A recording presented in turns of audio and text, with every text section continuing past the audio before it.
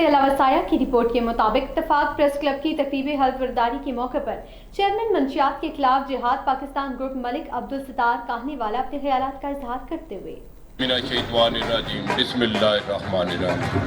पंडाल च बैठे तमाम दोस्तों मलिक सत्तार कहने वाले का मुहब्बतों भरिया सलाम। मलिक सत्तार कहने वाला नाल लिखना इसलिए मैं लाजम समझना है कि काना मेरा पहनावा है, मेरी पहचान है ते ला तदाद महरूमियों का शिकार है मेरा काना। काफ़ी हद तक सहाफी भाइयों के किरदार की वजह तो असी ला तदाद मामला हल करवा भी लिया, हाली बेशुमार पिछे ने। तो इंशाअल्लाह ताला अगर इन्हों का साथ इस तरह ही साडे नाल रहा तो अन करीब असी अमन का गहवारा बना देवांगे काना शरीफ नूं।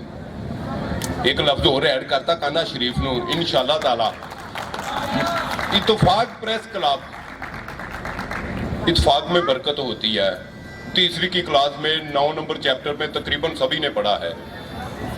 मैं उम्मीद करता हूं कि इस इत्तेफाक प्रेस क्लब की बरकत से अवामी मसाइल को उजागर किया जाएगा और गरीब और मजलूम की दाद रसी के लिए ये हर इकदाम उठाने से गुरेज ना करेंगे।